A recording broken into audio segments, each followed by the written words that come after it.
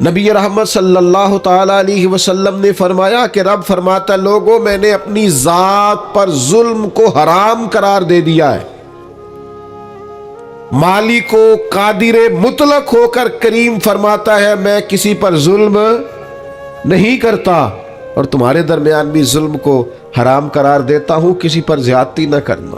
میں کیسے آپ کو بتاؤں کہ بہویں دروازوں سے لگ کے رو رہی ہیں، بہو کا باپ صلح کرانے گیا ہے تو وہ روتا جا رہا ہے اور روتا آ رہا ہے، جس کے ہاتھ کوئی سرا آیا ہے کسی کی ڈور کھینچنے کا، پھر اس نے کم نہیں کی۔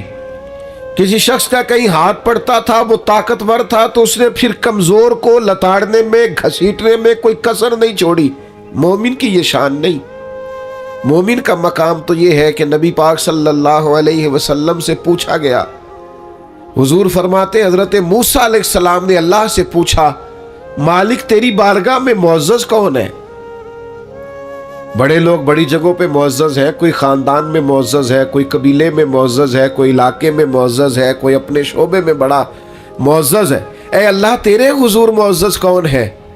تو حضور فرماتے رب کریم نے حضرت موسیٰ علیہ السلام سے فرمایا ہے میرے کلیم جس کے پاس بدلہ لینے کی طاقت ہو اور پھر بھی اپنے بھائی کو معاف کر دے، رب کی نظر میں اس کی بڑی عزت ہے، وہ بڑا قابل تکریم ہے، وہ بڑا قابل اعزاز ہے۔ وہ طاقتور تھا، صاحب حیثیت تھا، اینٹ کا جواب پتھر سے دینے کی طاقت رکھتا تھا، وہ تہ و بالا کر سکتا تھا، لیکن کیا کیا اس نے کہ وہ جب قادر آیا، غالب آیا، اس نے معاف کر دیا اللہ کی رضا کے۔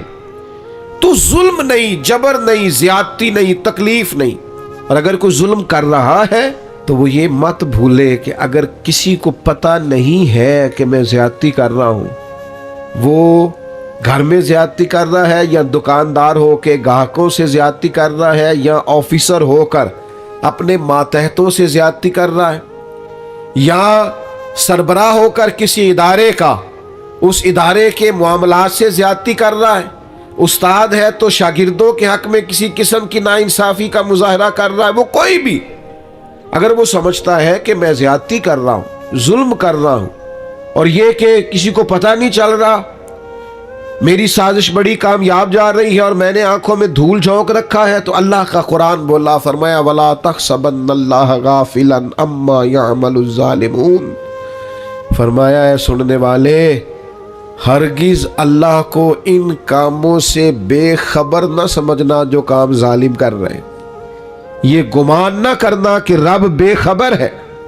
یہ وَلَا تَحْسَبَنَّ اللَّهَ غَافِلًا، اللہ کو غافل نہ جاننا معاذ، یہ گمان نہ کرنا کہ اللہ بے خبر ہے ان کاموں سے جو کام ظالم کر رہے ہیں۔ تو یا اللہ اگر تو باخبر ہے اور اگر آشنا ہے اور حقیقتاً ہے اور یقیناً ہے اور ایمان ہے کہ ہے، تو پھر ظلم ہوتا جا رہا ہے، پھر جبر ہوتا جا رہا ہے۔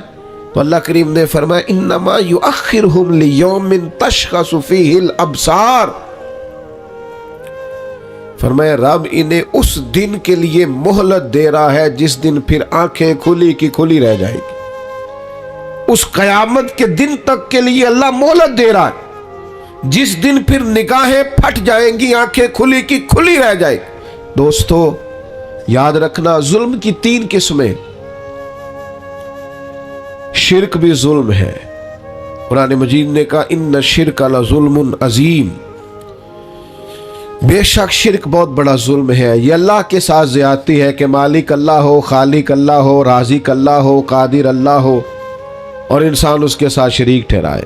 ایک تو یہ شرک ہے، ایک شرک اپنی ذات پر بھی شرک ہوتا ہے۔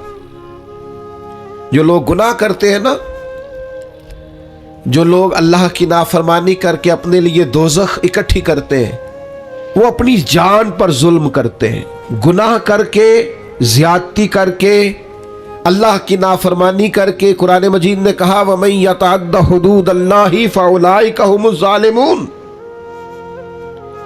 فرمایا وہ جو اللہ کی حدوں کو توڑتے ہیں وہ ظالم ہیں، اپنی جان پر ظلم کر رہے، وہ اپنے ساتھ زیادتی کر رہے۔ اور جو کسی پر ظلم کرے وَلَا تَحْسَبَنَّ اللَّهَ غَافِلًا عَمَّا يَعْمَلُ الظَّالِمُونَ، وہ یاد رکھے کہ اللہ بے خبر نہیں ہے، اللہ کو علم ہے، اللہ نے ڈھیل دے رکھی۔ نتیجہ کیا نکلے گا؟ نتیجہ یہ نکلے گا جو تھوڑی سی بھی زیادتی کر رہا ہے نا، اسے 3-4 نقصان ہوتے ہیں۔ سب سے پہلا نقصان تو یہ ہوتا ہے کہ اللہ ظالموں کو پسند نہیں کرتا، تو جس کو رب پسند نہ کرے وہ پھر کسی کا پسندیدہ رہ سکتا، اس کی زندگی سکون قرار والی ہو سکتی۔ اگر کوئی ظالم ہے تو لا یحب الظالمین، اللہ ظالموں کو پسند، بڑا ظلم کر لے جس نے کرنا ہے، جتنی زیادتی کرنی ہے کر لے، لیکن اللہ کہتا ہے انہ لا یفلح الظالمون، ظالم کبھی کامیاب نہیں ہو سکتا۔ ہزاروں بچے قتل کرائے تھے فرعون نے، یذبحون ابناءکم ویستحیون نساءکم، وہ بچوں کو قتل کرا دیتا، عورتوں کو زندہ رکھتا کہ حضرت موسیٰ علیہ السلام پیدا نہ ہو۔ ایک الجھا ہوا خواب دیکھ کر اس نے اتنے بچے ذبح کرائے اور معاذ اللہ خدا کہلوایا مطلق، کوئی اس کو پوچھنے والا نہ تھا، لیکن رب کیا کہتا ہے وَأَغْرَقْنَا آلَ فِرْعَوْنَ، ہم نے فرعون کو بھی غرق کر دیا اور فرعون والوں کو بھی غرق ہی ہوا ہے۔ کامیاب ظالم کبھی کامیاب، ایک بہت بڑی سزا ہے ظالم کے لیے، اور میرا خیال ہے اس سے زیادہ سزا نہیں ہو سکتی جو میں اب بیان کرنے لگا ہوں۔ واللہ لا یہدی القوم الظالمین، اللہ فرماتا ہے یہ جو ظالموں کی قوم ہوتی ہے نا، اسے اللہ ہدایت نہیں دیتا۔ ہوئے ہوئے ہوئے، ظالموں کو اللہ ہدایت، یہ اس کا فیصلہ ہے۔ تم زیادتی کر رہے ہو، ظلم کر رہے ہو، اندھے ہو جاؤ گے، تمہارا شعور چھین لیا جائے گا، تمہیں یہ پتہ ہی نہیں چلے گا کہ ہم کتنا بڑا جبر کر رہے ہیں، تمہاری وہ صلاحیتیں سلب کر لی جائیں گی، سوچنے کی، سمجھنے کی، بہت ساری ڈگریوں کے باوجود بھی، بہت سارے علم کے باوجود بھی، بہت ساری تعلیم کے باوجود بھی گمراہ کے گمراہ رہ جاؤ۔ کیوں؟ کہ واللہ لا یہدی القوم الظالمین، اللہ ظالموں کی قوم کو ہدایت، اور انسان کے پاس ڈگری ہو اور شعور نہ ہو، طاقت ہو شعور نہ ہو، مال ہو شعور نہ ہو، اس کے پاس سارا کچھ ہو اور وہ گمراہی میں بھٹکتا پھرے، یہ کچھ چھوٹا نقصان ہے؟ میرے بھائیوں یاد رکھیے گا، رب فرماتا ہے اللہ ایک تو ظالموں سے اللہ ظالم کو پسند نہیں کرتا، ظالم کبھی کامیاب نہیں ہوتا، اور فرمایا ظالموں کو اللہ ہدایت، یہ بہت بڑی سزا ہے کہ انسان ظالم ہو، جابر ہو اور اسے ہدایت نصیب نہ ہو، یہ بہت بڑی سزا ہے۔ اب ہوتا کیا ہے؟ ظلم کرتا کیا ہے؟ اللہ کے حبیب علیہ السلام نے فرمایا ظلم نہ قیامت والے دن بہت سارے اندھیروں کا باعث بنے گا۔ تم نے بڑی پاکیزہ زندگی گزاری ہوگی لوگوں کے سامنے، بڑی آسودہ تم نے وقت گزارا ہوگا، اچھے لباس پہنے ہوں گے، بڑی گاڑیوں میں گھومے ہوں گے، اور ممکن ہے کہ تم نے بڑے کشادہ گھروں میں وقت گزارا ہو، لیکن اگر کہیں تم سے ظلم ہوا ہے، زیادتی ہوئی ہے، تو قیامت والے دن یہ تمہارے لیے تاریکی ہے۔ ساری صلاحیتوں کے باوجود صبح قیامت یہ تمہارے لیے اذیت کا باعث۔ اپنے آپ کو روکے، اپنے آپ کو سمجھائیں۔ ہم نہ جاتے جاتے بھی کئی دفعہ ایسی بات کہہ جاتے ہیں جو بات درست، میں آپ سے عرض کروں، سڑک پر چلتے ہوئے میں نے خود دیکھا ہے، چونکہ مجھے بہت سفر کرنا پڑتا ہے، میں نے خود دیکھا ہے کئی دفعہ گاڑی چلانے والے ڈرائیور کی غلطی نہیں ہوتی، ماحول ایسا بن جاتا ہے، لیکن لوگوں کا جو رویہ ہوتا ہے، جو گفتگو کا انداز ہوتا ہے، تو عرض یہ کرنا چاہتا ہوں کہ ایسا نہ سمجھیں کہ صرف امیر ہی زیادتی کر رہا ہے، کہیں کہیں وہ شخص بھی جس نے ذمہ داری لی ہے، لوگوں کی چھتیں نہیں گر جاتی، لینٹر نہیں گر جاتے، کس کی زیادتی؟ کام کرنے والے کی۔ تو اپنے اپنے شعبے میں، اپنی اپنی جگہ، اپنے اپنے ماحول میں لوگ غیر ذمہ دار ہوتے ہیں، زیادتی کرتے ہیں، اس کا نقصان ہوتا ہے۔ تو میرے عزیز یاد رکھیے گا، زیادتی نہیں۔ اللہ کے پیارے رسول صلی اللہ تعالی علیہ وسلم نے فرمایا آپس میں ایک دوسرے پر ظلم نہ کرو، ورنہ تم دعائیں کرو گے تو اللہ تمہاری دعائیں قبول نہیں کرے گا۔ تم بارشیں مانگو گے، اللہ تمہیں بارشیں نہیں دے گا۔ تم اللہ سے مدد مانگو گے لیکن تمہاری مدد نہیں کی جائے گی۔ یاد رکھیے گا، اپنی زندگی میں کوشش کریں، ہم امیر ہیں یا غریب ہیں، ہم باپ ہیں، استاد ہیں، عالم ہیں، آفیسر ہیں، سیاستدان ہیں، کچھ بھی ہیں، ہم سے کوئی زیادتی نہ ہو، کسی کو ہماری وجہ سے تکلیف نہ پہنچے۔ میں دوستوں سے کہا کرتا ہوں، چلو اس طرح کرو، کسی کا بھلا نہیں کر سکتے نقصان ہی نہ کرو، فائدہ نہیں کر سکتے تو کسی کے ساتھ ظلم ہی نہ کرو، کسی کو دعا نہیں دے سکتے تو بد دعا ہی نہ دو۔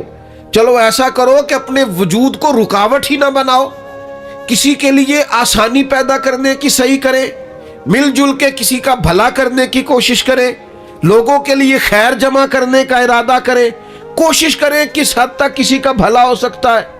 لیکن مظلوم جو ہے، جس پر زیادتی کی جا رہی، یاد رکھیے گا، سمجھ لیجئے گا کہ جس طرح لوگ کہتے ہیں نا فلانے آدمی کو کہ یہاں آگ ہے، اس سے بچ، یہاں تیر برس رہے ہیں، بچ جا، یہاں گولیاں چل رہی ہیں، بچ جا۔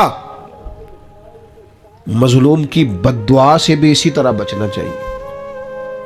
جب لوگ کسی کو اتنا مجبور کر دیتے ہیں نا کہ بے بس ہو جائے اور وہ اور کسی سے کچھ نہ کہہ سکے، جب وہ اس بات پر مجبور ہو جائے کہ اب کسی کو کچھ نہیں کہہ سکا اور پھر وہ رو کے رب کے حضور عرض کرے، اس وقت سے بچے، مظلوم کی بد دعا سے بچے۔ حضرت معاذ ابن جبل رضی اللہ تعالیٰ عنہ کو نبی پاک صلی اللہ تعالیٰ علیہ وسلم نے یمن کا گورنر بنایا تھا، اور جب رسول اللہ صلی اللہ تعالیٰ علیہ وسلم انہیں یمن بھیج رہے تھے نا، تو حضور نے ایک نصیحت فرمائی، فرمایا یاد رکھنا تم گورنر بن کے جا رہے ہو، مظلوم کی بد دعا سے بچنا، اس لیے کہ مظلوم کی بد دعا اور اللہ کے درمیان کوئی رکاوٹ نہیں ہوتی، فوراً قبول ہو جاتی۔ آج آپ یقین کریں کتنی ساری جگہ ہیں، کتنی ساری زمینیں ہیں جن پر ناجائز قبضے ہیں، اور بڑی آسانی کے ساتھ لوگ زیادتی کرتے، جبر کرتے، چھوٹی چھوٹی باتیں ہیں، بس وہ پڑوسی کو جگہ نہیں بیچنے دینی، وہ اپنی بیچ رہا ہے، اس کو روک دیا ہے، اس پر جبر ہو رہا ہے، اس بیچارے کو مجبوری ہے، اس کو کہیں جانا ہے، اور پھر میں نے ایسا بھی دیکھا ہے کہ کوئی شخص مجبور ہے، وہ جگہ بیچنا چاہتا ہے، دوسرے نے اس پر کوئی سٹے لیا ہوا ہے، اب اس کی قیمت گر گئی، اب وہ بیچارہ اور آزمائش میں آ گیا۔ نبی رحمت نور مجسم شفیع معظم صلی اللہ علیہ وسلم نے فرمایا، جس نے کسی کی بالشت بر زمین پر قبضہ کیا ناجائز، ایک بالشت، ایک گٹ، اللہ قیامت والے دن 7 زمینوں کا توق بنا کے اس کے گلے میں ڈال دے گا۔ ایک حدیث میں فرمایا 7 زمینوں میں دھنسا ڈالے گا۔ کیوں ناجائز قبضے کرتے؟ انسان کے لیے صرف 2 گز زمین کی ضرورت ہے، جس کا وہ اصل مالک ہوتا ہے قیامت تک، جس میں رہنا ہے۔ لیکن ہمارے ہاں چھوٹی چھوٹی چیزوں پر لوگ ایک دوسرے کا ساتھ زیادتی کرتے ہیں۔ اور بھائیوں، اگر بادشاہ چاہتے ہیں نا ان کے محل سلامت رہے تو وہ کوشش کرے کسی کی جھونپڑی کو تکلیف نہ دے۔ اگر وہ چاہتے ہیں نا ان کے بڑے بڑے مینار قائم رہیں تو وہ کبھی بھی کسی غریب کی کٹیا گرانے کا خیال اپنے دل سے نکال دے۔ اگرچہ تم بڑے بنگلوں میں بستے ہو، لیکن ہو سکتا ہے کسی غریب کی دعا کی برکت سے ہی اللہ نے تمہیں کشادہ گھر دے رکھا ہو سکتا ہے کسی مسکین نے جو تمہارے گھر سے لقمہ کھا کے تمہارے لیے ہاتھ اٹھائے ہو، اس کی برکت سے اللہ نے تمہیں یہ سعادت دے رکھی ہو۔ تو بھائی، ظلم نہیں، زیادتی نہیں۔ نبی پاک صلی اللہ تعالیٰ علیہ وسلم نے ارشاد فرمایا کہ رب فرماتا ہے 3 طرح کے لوگ ایسے ہیں قیامت کے دن اللہ فرماتا ہے میں ان کے خلاف کھڑا ہوں گا، میں ان لوگوں کا مخالف ہوں گا، اور 3 طرح کے لوگ ایسے ہیں میں ان کا وکیل بنوں گا۔ یہ حدیث صحیح بخاری میں موجود ہے۔ اللہ فرماتا ہے جس نے میرے نام پر وعدہ کیا اور پھر وعدہ خلافی کی، میں اس کا فریق بنوں گا، اس سے پوچھوں گا۔ اور جس نے کسی آزاد کو بیچ کر قیمت کھا لی، غلام بنا ڈالا، قیامت میں اس کا فریق بنوں گا۔ اور سننا، نبی کریم علیہ السلام نے فرمایا، صحیح بخاری میں موجود ہے، رب فرماتا ہے جس نے کسی کو مزدوری پہ رکھا پھر مزدور سے کام تو پورا لیا لیکن مزدوری نہ دی، اللہ فرماتا ہے میں قیامت میں اس کا فریق بنوں گا۔ آپ یقین کریں مجھے مکے اور مدینے میں لوگ تڑپتے اور روتے ہوئے ملے ہیں کہ حضرت صاحب محنت کی ہے، مزدوری کی ہے، پر مالک نے پیسے نہیں دیے، تنخواہیں کھا گیا، گھر چھوڑا ہے، بچے چھوڑے ہیں، پردیس میں بیٹھے، لیکن لوگ سمجھتے ہی نہیں، جا بھاگ جا، جگہ سے ملتے ہیں لے لے، ہاں ملتے ہیں، کیوں نہیں ملتے، یہ ملیں گے، انما یؤخرہم لیوم تشخص فیہ الابصار، یہ تمہیں قیامت میں دینے ہیں۔ تم نے کہا جاؤ جہاں سے ملتے ہیں لے لو، ملتے ہیں، رب دیتا ہے اور اپنے فضل سے دیتا ہے اور وہ دے گا اور تم دیکھو گے تمہیں دینے پڑیں گے۔ یاد رکھیے گا مظلوم کے ساتھ زیادتی بالکل نہیں، قطعاً نہیں، اور مظلوم کوئی بھی ہو، کسی طرح کا بھی ہو، ذمی ہو، کسی مسلمان ملک میں رہتا ہو لیکن کافر ہو، اس کے ساتھ بھی زیادتی کی اجازت اللہ کے پیارے رسول صلی اللہ تعالی علیہ وسلم نے فرمایا جو شخص کسی ذمی پر ظلم اور زیادتی کرے یا اس سے اس کی طاقت سے زیادہ کام لے یا اس کی کوئی چیز اس کی مرضی کے بغیر لے تو فرمایا قیامت کے دن میں اس ذمی کافر کا وکیل بن کے گویا اپنے امتی پر مقدمہ کروں گا۔ کیوں زیادتی کی تم نے، کیوں ظلم کیا؟ میرے بھائیوں ہمیں نا حساس ہونا پڑے گا، تھوڑا سا ان چیزوں کو سمجھنا پڑے گا۔ ہمارے گھروں میں بڑی زیادتیاں ہوتی ہیں، ہم چپ رہتے ہیں، آپ نے ناراض نہیں ہونا، بعض جگہ پہ ساس زیادتی کر رہی ہوتی ہے، سسر صاحب اپنی عزت بچائے بیٹھے، یہ زیادتی ہو رہی ہے اور تیرے سامنے ہو رہی، اور تو اس لیے دانت دبائے بیٹھا ہے کہ تو اگر بولے گا تو پھر تیرے بارے میں بھی بات ہو جائے گی، تو اپنا دفاع کرتے کرتے ظلم کو دیکھتا جا رہا ہے۔ ہمارا دوست اپنے ملازم پر زیادتی کر رہا ہوتا ہے، ہمیں خبر ہوتی ہے، لیکن ہم کہتے ہیں مجھے کیا لگے، میرے تعلقات تو ٹھیک چل رہے ہیں نا۔ ہمارے اڑوس پڑوس میں بہت سارے لوگ ظلم کا، جبر کا، زیادتی کا بازار گرم کیے ہوئے ہوتے ہیں، لیکن ہم گونگے بنے رہتے ہیں، جان بوجھ کے اندھے بہرے بنے رہتے ہیں، ہم ہاتھ روک سکتے ہیں۔ اللہ کے حبیب علیہ السلام نے فرمایا ظالم کی بھی مدد کرو اور مظلوم کی بھی مدد کرو۔ میرے عزیز یاد رکھیے گا حضور علیہ السلام نے فرمایا اپنے بھائی کی مدد کرو چاہے ظالم ہو چاہے مظلوم ہو۔ تو فوراً صحابہ نے عرض کی یا رسول اللہ صلی اللہ تعالی علیہ وسلم مظلوم کی مدد تو سمجھ میں آتی ہے، یہ ظالم کی مدد کیسے کریں؟ اللہ کے حبیب نے فرمایا اسے ظلم سے روک دو، یہی اس کی مدد ہے۔ اسے سمجھا دو کہ بھئی یہ تو زیادتی کر رہا ہے، یہ تو غلط کر رہا ہے، اس سے تو اپنے لیے دوزخ کٹھی کر رہا ہے، اسے سمجھا دو، قائل کر دو، اسے اس ظلم سے روک دو، بڑی مدد ہے، اس کی دنیا اور آخرت بچ جائے گی، اسے قائل کرو۔ تھوڑی دیر کے لیے آپ کو برا بھلائی کہے گا نا، ہمارا مخالف ہی ہو جائے گا نا، کوئی حرج نہیں، بندہ مخالف ہو جائے اور اللہ راضی ہو جائے تو یہ سودا مہنگا ہے، یہ تو بڑا سستا سودا ہے، بندہ مخالف ہو جائے اور اللہ راضی ہو جائے، اس میں کیا حرج؟ اس لیے مدد کریں اور خوب مدد کریں۔ میں آپ کی خدمت میں عرض کروں یہ جو ظلم ہوتا ہے نا یہ بھولتا نہیں، تھوڑی سی بھی زیادتی کسی کے ساتھ ہونا تو اس بندے کو بھولتی یاد رہتی۔ جب قیامت میں غریبوں کو اللہ اختیار دے گا کہ ان لوگوں کو بلاؤ جنہوں نے زیادتیاں کی تھی، تو پھر غریب اس دن طاقتور ہوں گے خدا کے فضل سے، تمہیں کٹہروں میں کھڑا کیا جائے، اس لیے مارا تھا۔ میں آپ کی خدمت میں عرض کروں چھوٹی چھوٹی چیزیں لوگ دبا لیتے ہیں، آپ یقین کریں واپس نہیں کرتے،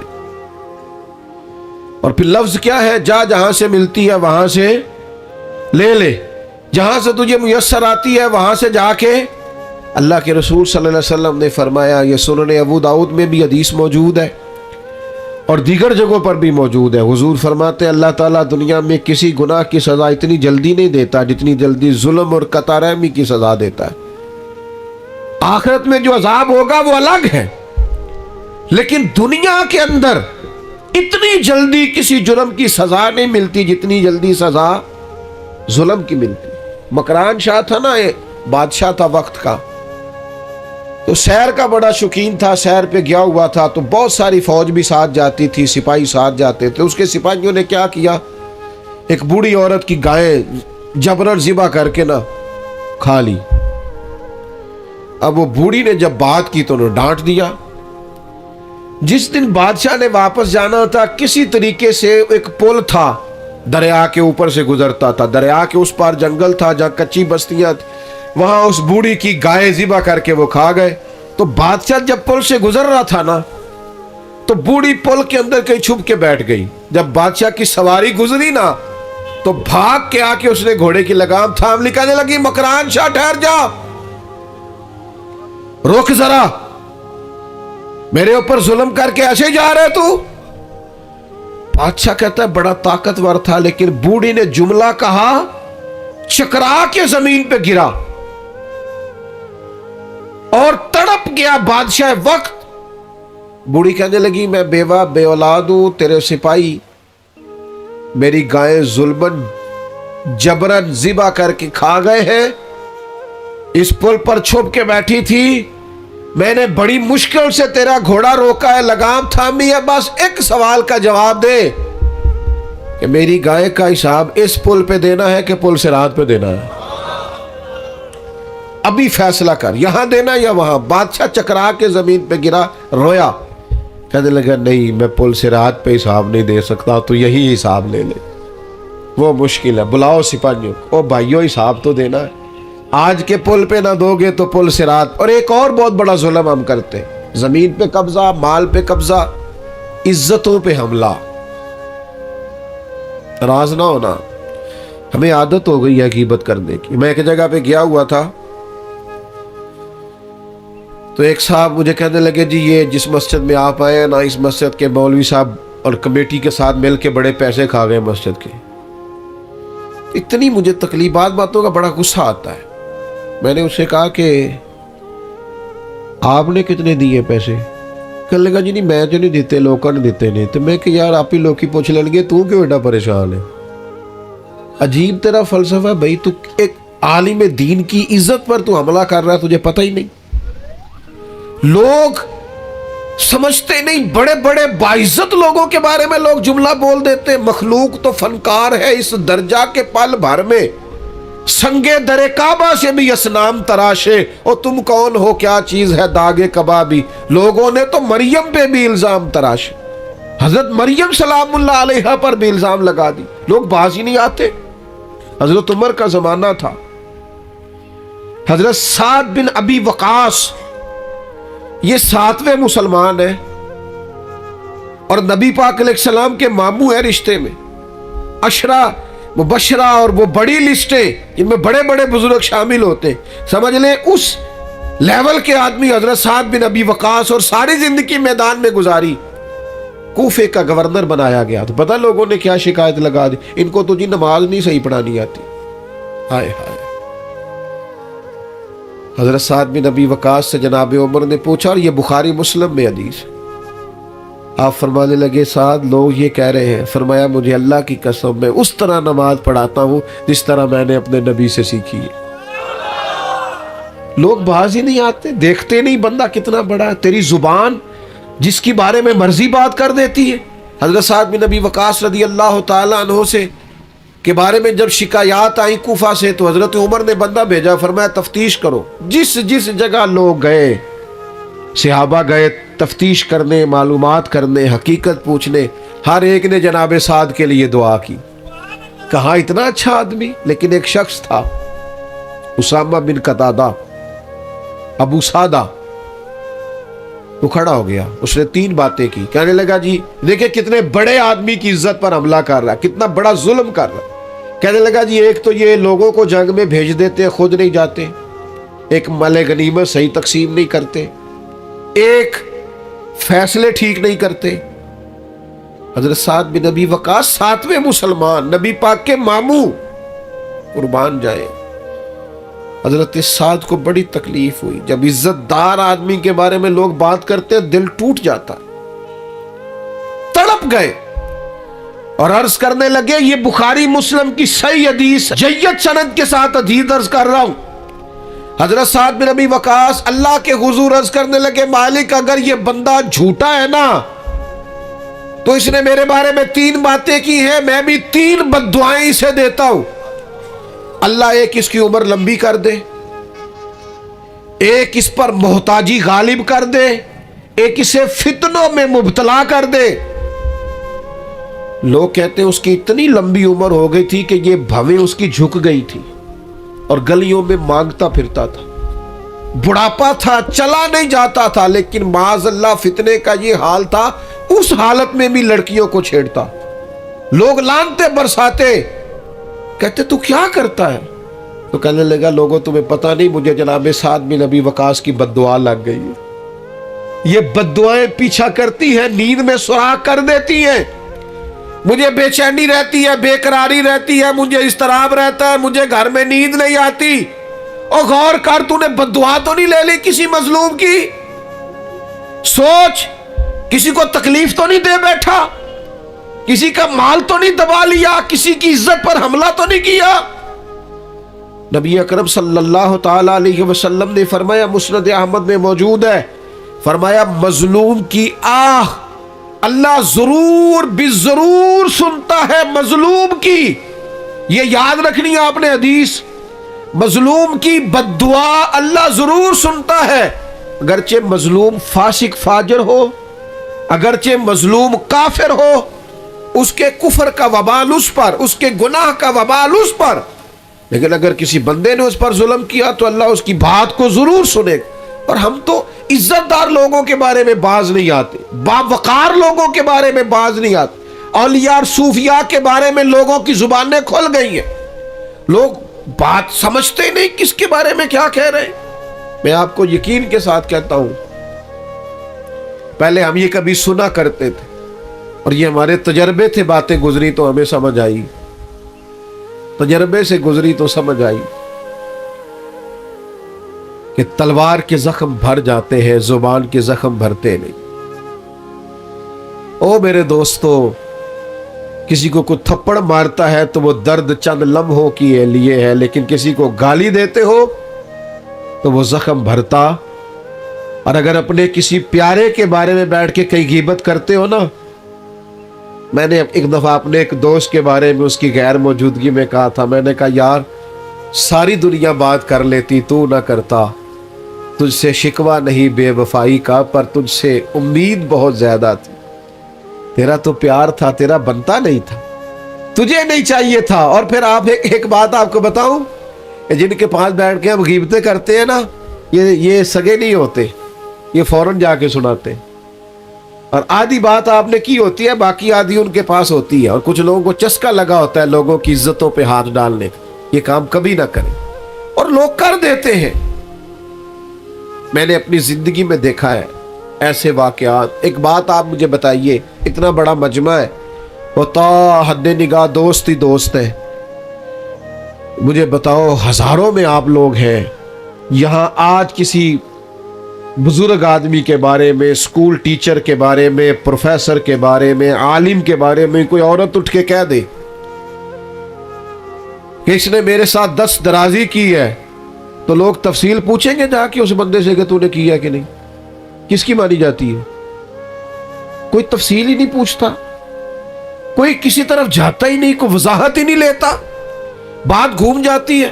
اور آپ میں 99 خوبیاں ہوں، اس کی تشہیر نہیں کرتے لوگ، لیکن ایک خامی ہو تو زیادتی کرتے، جگہ جگہ بات کو گھماتے، اور باتوں کا وجود نہیں ہوتا، وہ باتیں عام کر دیتے۔ حضرت سعید بن زید عشرہ مبشرہ صحابی ہیں، حضرت عمر کے بہنوئی ہیں، یہ وہی حضرت سعید بن زید ہیں جن کو حضرت عمر نے بڑا مارا تھا کلمہ پڑھنے پر، پھر انہوں نے کہا کیا تجھے بھی لے جائے، صحیح حدیث میں موجود ہے بخاری مسلم میں۔ حضرت سعید بن زید پر ایک عورت نے الزام لگا دیا، آئے ہائے، عزت دار آدمی مر جاتا ہے جب کوئی اس طرح کا معاملہ کرتا، اس کا وجود کاٹ دیا جائے تو اتنی تکلیف نہیں ہوتی، لیکن اگر کوئی اس طرح اٹھ کے کہہ دے، کس کو بندہ وضاحتیں دیتا پھرے، یہ مشکل ہو جاتا ہے۔ اتنا ظلم ایک عورت نے، اور عشرہ مبشرہ صحابی جن کی زندگی اتنی محفوظ ہے کہ نبی پاک نے انہیں دنیا میں رہتے ہوئے جنت کی بشارت دے دی۔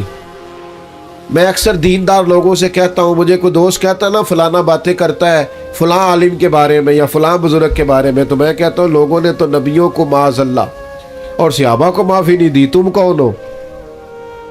باتیں ہیں کرنے دو۔ حضرت سعید بن زید پر الزام لگا دیا، اور الزام کیا لگایا؟ اس نے میری زمین پر قبضہ کر لیا۔ مدینے کا حاکم تھا مروان کے سامنے الزام لگا دیا۔ حضرت سعید بن زید حاکم کے پاس تشریف لائے۔ حاکم کہنے لگا یہ خاتون الزام لگاتی ہے کہ آپ نے اس کی زمین پر قبضہ کیا ہے۔ حضرت سعید بن زید کہنے لگے میں نے اپنے نبی سے سنا ہے جو کسی کی ایک بالشت زمین پر قبضہ کرے گا 7 زمینوں کا توق اس کے گلے میں ڈالا جائے گا۔ یہ حدیث سن کر بھی میں یہ کام کروں گا؟ کہا عورت کہہ رہی ہے میں اس حدیث کو سننے کے بعد آپ سے کوئی وضاحت نہیں مانگتا۔ حاکم تو نے تو بات ختم کر دی، لیکن وہ عورت مختلف جگہوں پہ الزام لگاتی رہی، میری زمین پہ قبضہ کر لیا، یہ کر لیا، وہ کر لیا۔ دل ٹوٹ گیا حضرت سعید بن زید کا، تکلیف میں آ گئے، اور پھر تڑپ کے ہاتھ اٹھائے، مظلوم تھے نا، کہنے لگے اللہ اگر یہ عورت جھوٹی ہے اتنی دیر تک اسے موت نہ دینا جب تک یہ اندھی نہ ہو جائے، اور اسے اس کی زمین میں ہی مارنا، اس کی زمین میں اس کی قبر بنانا۔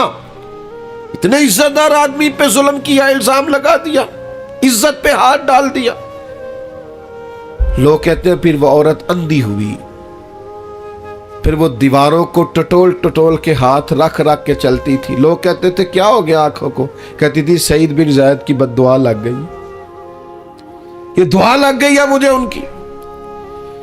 ٹٹول ٹٹول کے گھومتی تھی، اس کی اپنی زمین میں کنواں تھا، ایک دن اپنے ہی زمین میں اپنے ہی کنویں میں گر کے مر گئی۔